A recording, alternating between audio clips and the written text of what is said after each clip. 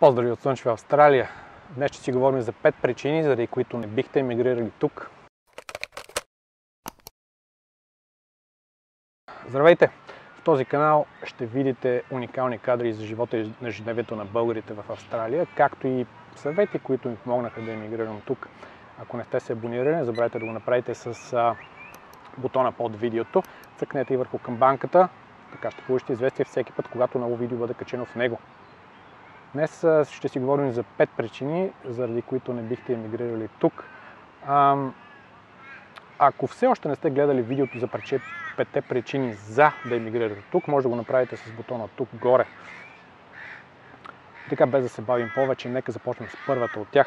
Основната причина за мен, както и за повечето други хора, е, че Австралия се намира твърде далече от България. Тя се намира на над 13 000 км и по този начин ще бъдете далече от семейството си и приятелите си, които оставяте там, ако решите да емигрирате, разбира се.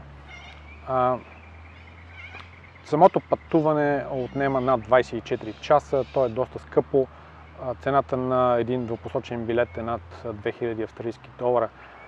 Така че това е, може би, основна причина, за която бихте искали да обмислите по-сериозно решението си да емигрирате в Австралия. Втората причина, поради която бихте се разколебали, е ако искате да запазите начина си на живот, който водите в България. Австралия е тотално различна от България. Самия факт, че България в Европа предразполага към по-различен начин на живот, към по-отворен, по-социален. Големите разстояния, плюс скъпия живот, който съществува тук, предразполага факта, че вие може би ще трябва да промените някои от нещата, които правите в България. Например, излизането често по заведения, излизането често по ресторанти. Това може би няма да ви е възможно да го правите толкова често тук по една или по друга причина, но като цяло бъдете готови да промените начина си на живот, бъдете отворени за това да промените начина си на живот и не очаквайте, че тук ще живеете по същия начин. Разбира се, може да сте щастливец и да подредите живота си така, че да не усетите абсолютно никаква разлика, но за повечето хора, пристигащи тук, има известен период на адаптация, има известен период на нагласене към живота тук, така че това е втората причина. Бъдете готови да промените порядките и начина си на живот. Третата причина е, че може би не искате да се излагате на опасното слънце. Както знаете, над Австралия озоновия слой е прекалено тънък, има така наречената озонова дупка, която, за съжаление, озовава факта, че в Австралия и Нова Зеландия те обикновено са началните места по заболявания, предизвикани от силното слънце, рак на кожата и така нататък. Така че това е една причина, която не бива да се взима прекалено ненасериозно. Опасното слънце, тук навсякъде има реклами, които напомнят на хората да носят по-дълги ръкави, да носят слънчеви очила, шапки, да се мажат с слънцезащитен крем и да не се показват на силното слънце през около обяд, когато то е най-силно. UV фактора тук достига до 14-15, което е изключително висок, изключително опасен фактор. Така че това е причина, поне за мен, в моите очи, това е причина, която би трябвало да знаете, би трябвало да имате предвид, да не я взимате така с насмешка. Слънцето тук е много по-силно и много по-различно от това, което е в България и което сме свикнали. Четвърта причина е, за която може да се разколебаете и да не искате да емигрирате тук, са големите разстояния. Австралия, извинявам се за вятъра, Австралия е огромна страна и това предразполага и към повече пътуване, към по-дълги пътувания. Повечето градове са разположени на няколко стотин километра дължина и ширина, така че самото ежедневие ви е свързано с изключителен брой и изключителна дължина на пътуванията. Разбира се, може да намерите работа близко до място, където живеете, което ще бъде страхотно, но в повечето случаи ще ви се налага да пътувате дори и до магазина, така малко по-дълго, дори много по-дълго от това, което сте свикнали в България.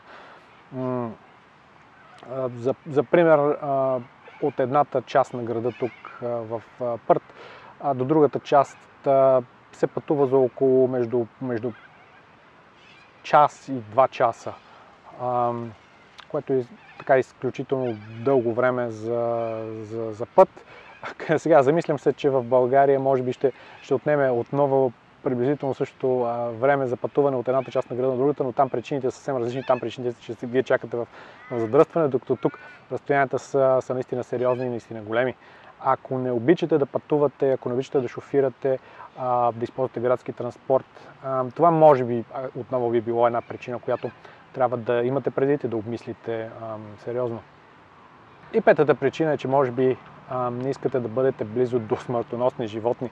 Австралия е известна с наличието на едни от най-опасните змии, паяци. Също така тук може да срещате акули, крокодили, уникални растения, които са отровни. Така че това може за вас да е причина, която да ви откаже от емиграцията в Австралия. Сега, казвайки това, в никакъв случай не искам да ви плаша и вие да си мислите, че ние всеки ден тук се борим за живота си едва ли не и сме се въоръжили до зъби само и само да може да стигнем до работа. Това в никакъв случай не е така. В повечето части на града, където така има хора, където е населено, обитаемо, няма да срещнете животни, няма да срещнете опасност, но разбира се, имайте предвид, че те съществуват. Миналата година дори близо до плажа, който ние посещаваме редовно, имаше снимка на огромна змия, която така пълзеше по пътеката, която през деня минава стотици, ако не и хиляди хора. Така че имайте предвид, че тези животни съществуват, че тези животни са около нас, живеят с нас, но въпреки това, пак казвам, това не означава, че ние всеки ден тук се борим с тях и се борим за оцеляването си. Ако видите опасно животно, моя съвет е просто обърнете се и върнете се оттам, където сте дошли. Дайте да рискувате, за да няма смисъл да предизвикате съдбата.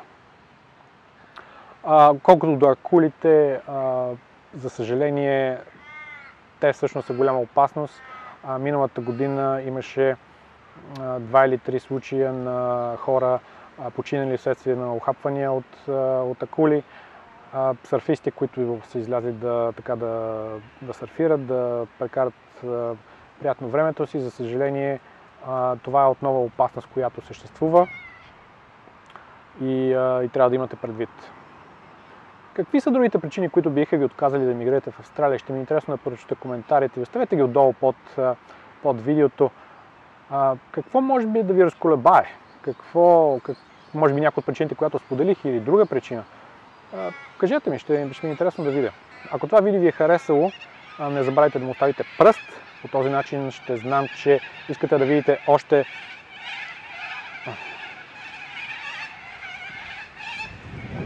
бели папагали. Ужасно са гръмогласни и нахални, както повечето животински видове тук. Ако това видео ви е харесало, не забравяйте да му оставите един пръст. Ако то може да помогне на някой ваш приятел, не забравяйте да го споделите с него. И както винаги, абонирайте се, гледайте, коментирайте. По този начин ще знам, че видеята са ви били интересни, полезни и ще продължа да ги правя. Благодаря ви, до скоро!